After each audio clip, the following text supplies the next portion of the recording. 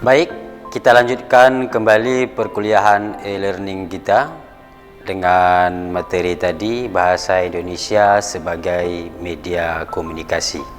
Sebelumnya saya sudah menjelaskan mengenai definisi dari bahasa, kemudian kedudukan bahasa Indonesia, fungsi bahasa Indonesia.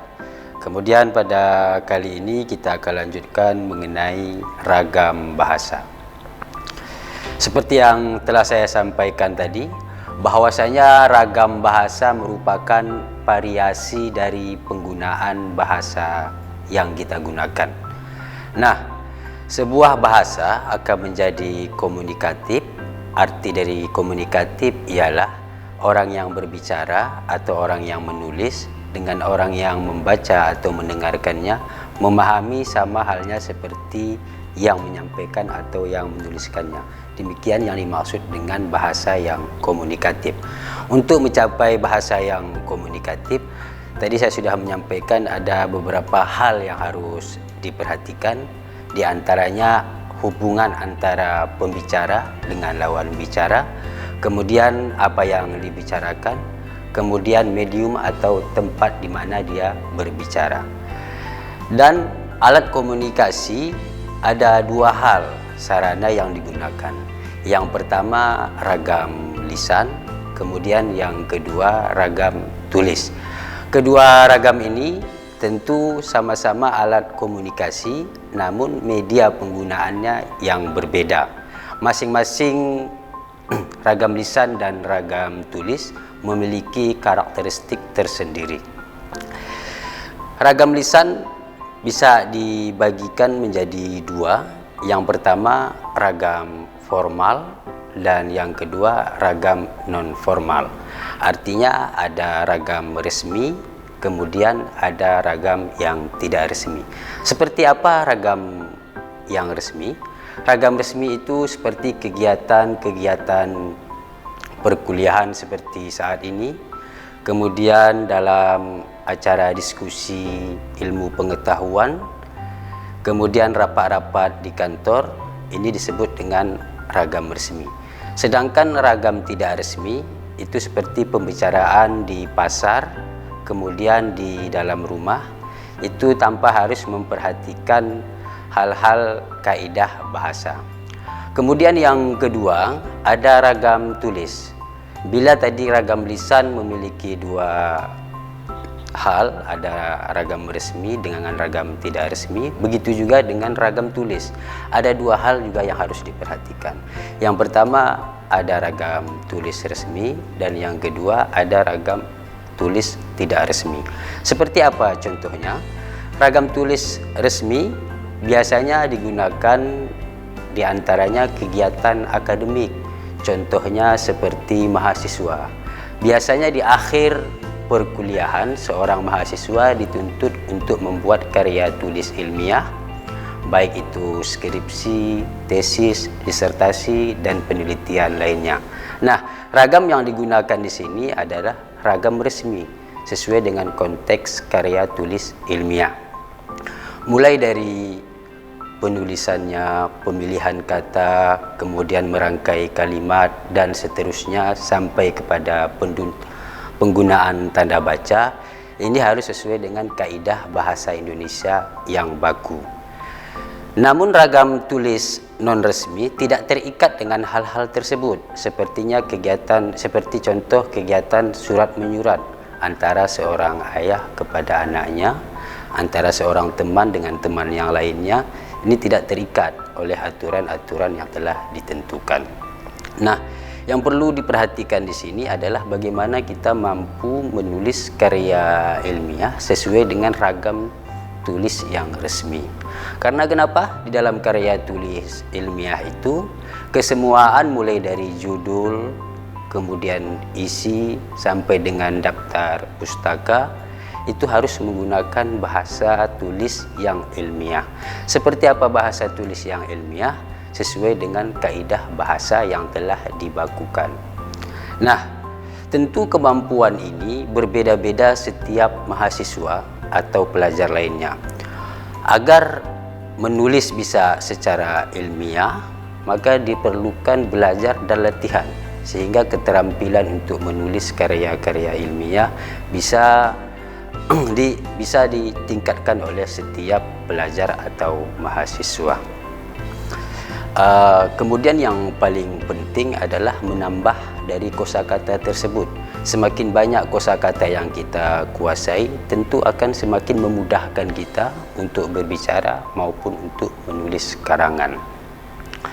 Nah, namun dewasa ini banyak sekali kendala yang dihadapi oleh pelajar atau mahasiswa ketika dihadapkan dengan ragam tulis formal. Karena kenapa? Ada aturan yang mengikat di dalamnya. Seperti yang saya sampaikan sebelumnya, sebuah karya ilmiah itu harus sesuai dengan konteks kaidah bahasa Indonesia yang baku. Baik pemilihan katanya atau diksi, kemudian perangkaian kalimatnya, kemudian menyusun paragrafnya, kemudian sampai dengan penggunaan tanda baca yang digunakan. Nah, untuk itu keterampilan ini harus setiap hari terus diasah agar kemampuan kita bisa bertambah. Selanjutnya, setelah ragam bahasa ialah laras bahasa. Nah, apa itu laras bahasa? Laras bahasa itu gaya atau cara menggunakan suatu bahasa dalam situasi tertentu. Laras juga dapat dipahami sebagai keseimbangan bahasa dalam kehidupan sehari-hari. Nah, ini yang harus kita perhatikan. Bagaimana penggunaan konteks bahasa itu sesuai dengan kebutuhan yang diperlukan. Dalam kegiatan-kegiatan di masyarakat, ada kegiatan keagamaan, kegiatan sosial, kemudian ada kegiatan pendidikan. Kesemuaan ini memiliki laras bahasa masing-masing. Nah, apabila kita mampu menggunakannya sesuai dengan konteks atau laras yang dibutuhkan, maka bahasa yang kita gunakan akan mudah diserap dan dipahami oleh orang lain. Adapun beberapa contoh laras bahasa yang saya tampilkan di sini ada dua. Yang pertama ada laras ilmiah. Apa itu laras ilmiah? Laras ilmiah adalah penggunaan bahasa dalam kegiatan ilmiah. Biasanya bahasa yang digunakan adalah bahasa standar atau bahasa baku. Saya berikan contoh kegiatan laras ilmiah. Contohnya seperti penulisan karya ilmiah, baik itu paper, proposal, atau tugas-tugas lainnya, katakanlah seperti skripsi, tesis, dan disertasi. Ini tergolong kepada laras ilmiah. Jadi bahasa yang digunakan adalah bahasa ilmiah. Artinya bagaimana bahasa ilmiah? Bahasa yang sesuai dengan standar atau bahasa yang baku. Nah, kalau dalam karya tulis ilmiah itu diatur sedemikian rupa, bagaimana penulisan judul yang singkat, tepat dan padat, kemudian sampai kepada bagaimana penulisannya, kemudian letaknya, dan hal-hal lain sebagainya. Ini yang dimaksud dengan laras ilmiah. Nanti di dalamnya akan dijelaskan jauh lebih rinci lagi pada mata kuliah lainnya. Kemudian yang kedua ada laras bahasa agama. Nah, apa itu laras bahasa agama? Adalah laras khusus yang digunakan seseorang untuk memberikan pengetahuan dan penerangan. Nah, biasanya pada laras bahasa agama ini terdapat istilah-istilah atau kata pinjaman dari bahasa lain. Bisa saja itu dari bahasa Arab ataupun bahasa-bahasa lainnya. Tujuannya supaya apa? Supaya pendengar atau pembacanya lebih memahami apa konteks dari pembicaraan si pembicara tersebut. Nah, itu adalah beberapa materi mengenai bahasa Indonesia sebagai media komunikasi. Tentu ini menjadi pelajaran yang sangat menarik karena di mana pada tatanan kehidupan kita di tengah masyarakat, sarana yang kita gunakan untuk berinteraksi adalah dengan bahasa yang perlu kita pelajari, yang perlu kita kembangkan, yang terpaling terpenting adalah bahasa Indonesia.